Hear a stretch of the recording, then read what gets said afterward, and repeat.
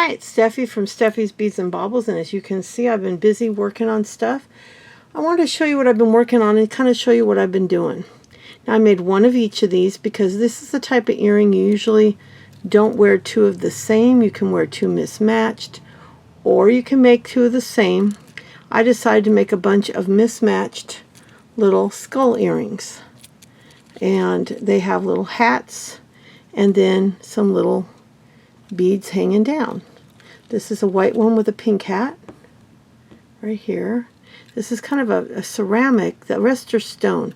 A ceramic one that's a pale yellow, and I did it more in the antique or the more neutral colors. And then here's a turquoise that I added a turquoise drop. Here's a white one where I made a little hat out of a square bead, and they're all rhinestone spacers. And then this one I used a really interesting beaded ball. It's like molded that way, and it's all clear, so that could be used with a neutral colored outfit or something. And then so that's the ones I've done so far. And then here's the ones I'm working on. So I thought I'd show you some ideas and how I come up with this stuff.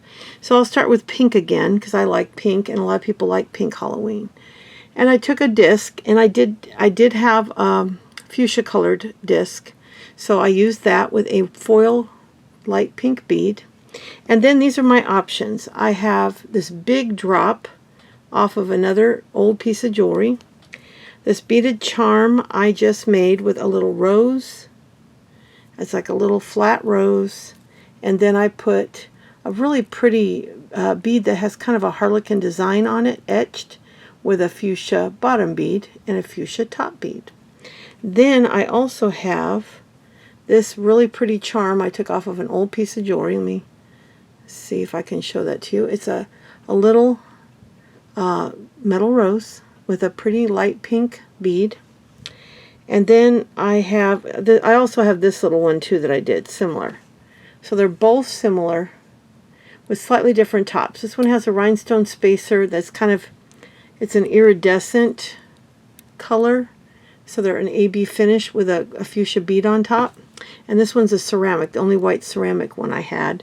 This one, as you can see, is the stone. Then I made up several different, and then I have this one too that could go with anything.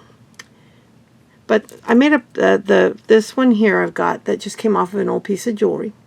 It's got a little tiny fuchsia center rhinestone. It's a pale pink. It's a really neat older piece. Then I have this charm I made with the same iridescent rhinestone is on this one charm here. It's the same iridescent rhinestone. And I put it with two beads. And then there's a space to hang another bead on the bottom. And I have the option of this cute little cat's eye or fiber optic type bead, or this also AB finished rhinestone ball, or this tiny little fuchsia that would go with the hat.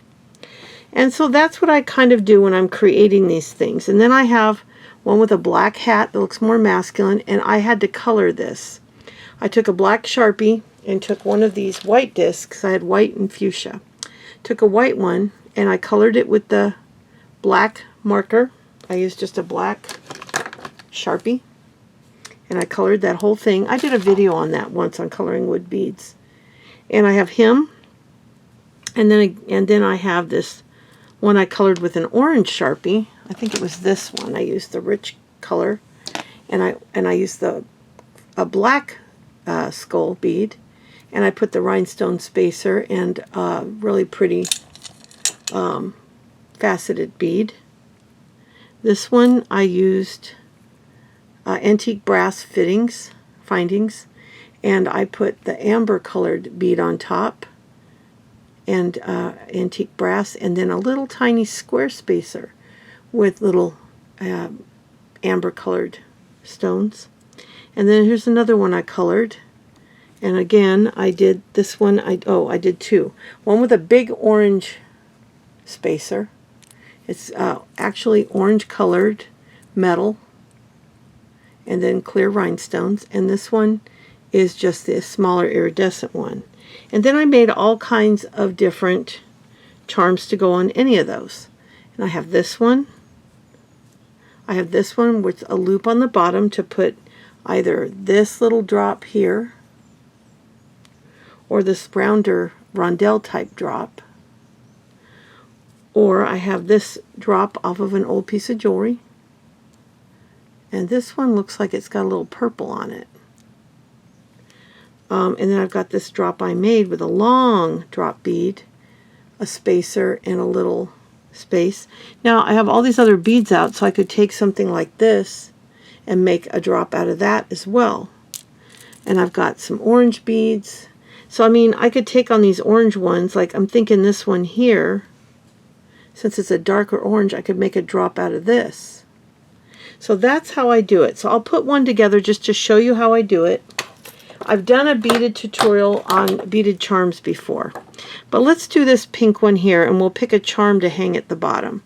And basically, I stack all the beads onto a looped head pin. Now, if you don't want to put a drop on it, you don't have to. Then you don't have to put one of these. You can put a head pin, which is one that just has the... Well, I don't have one on my tray, I guess. Yes, I do. Here we go. See these?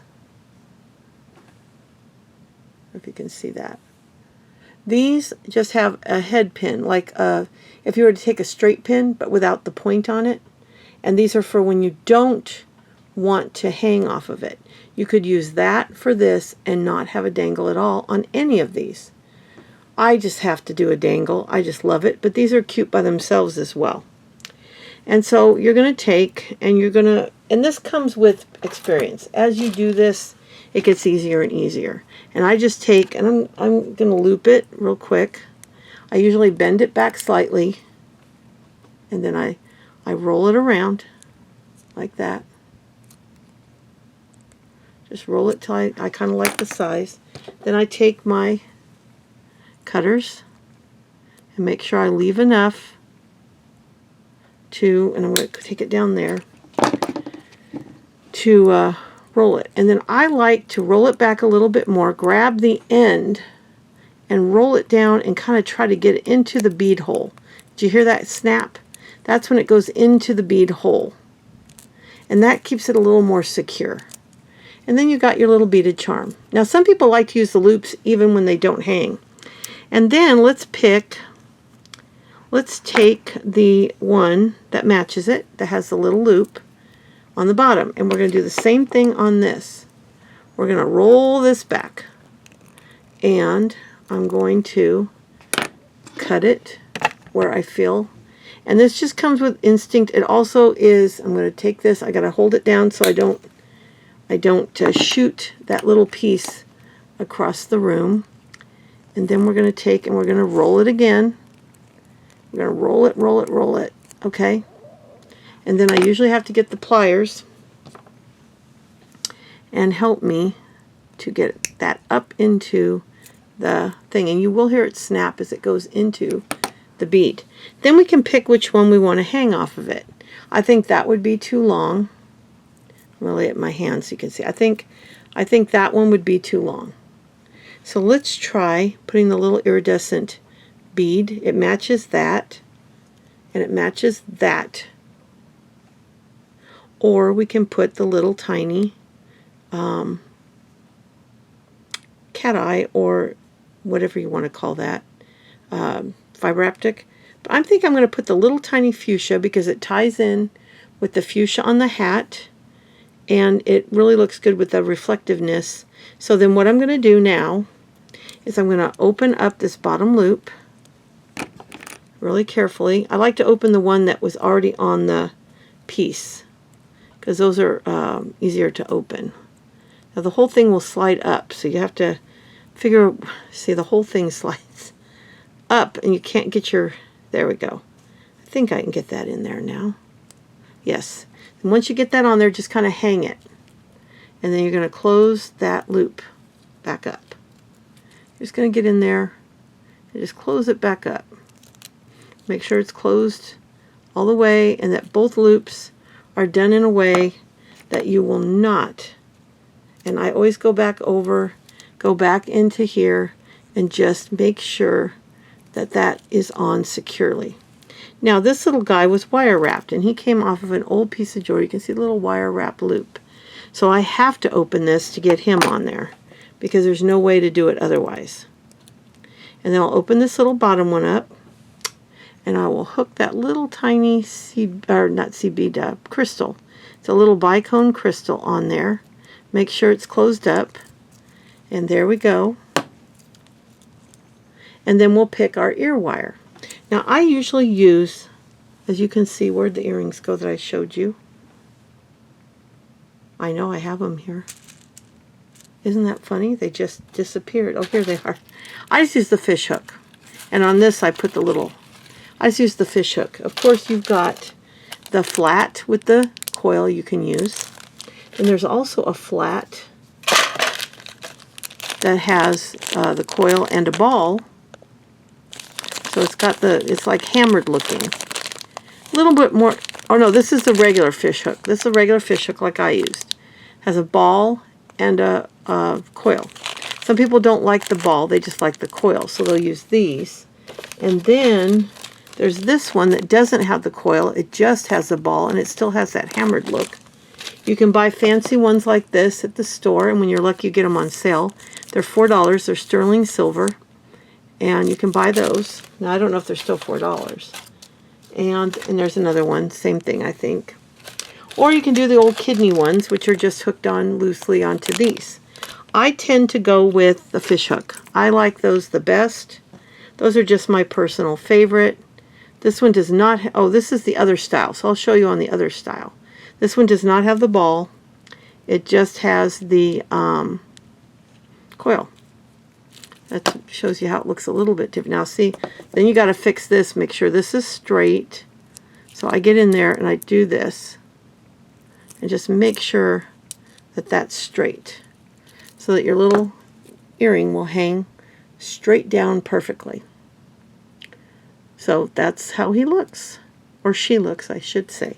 The rest of them I'm going to finish up, and I'll put them in my blog post. So I'll have pictures of all of these on my blog post, which will be linked in the description box. When you look at a video, it'll be a description box and it'll say more.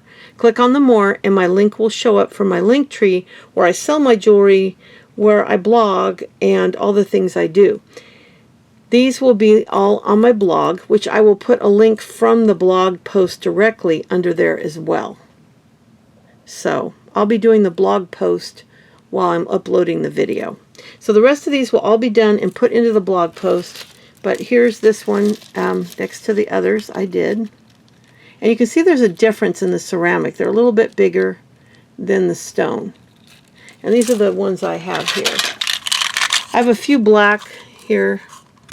I have just a few of the black. I think they're mixed into my Halloween box. But I have a lot of the turquoise and a lot of the white. And I got some more of these when we went to Canton a few weeks ago. There was a seller there selling African beads. And I got, I think, a white and a blue. And I think I'm going to go back because I'm pretty sure he had the black. And that'll just be a day trip to Canton. We won't go spend the night or anything. Now these ceramic ones like this, I think you can buy a string of those at Michael's, Hobby Lobby, anywhere that sells beads. And you get like a bunch of different colors. Like here's like an orangey color, a green, there's a blue, and I used the orange in this one. And, oh, I have a yellow stone as well. Sometimes they come off of a piece of jewelry. Oh, here's another, yeah, here's some more of the ceramic. I got yellow, I got a green, I think that, and a purple.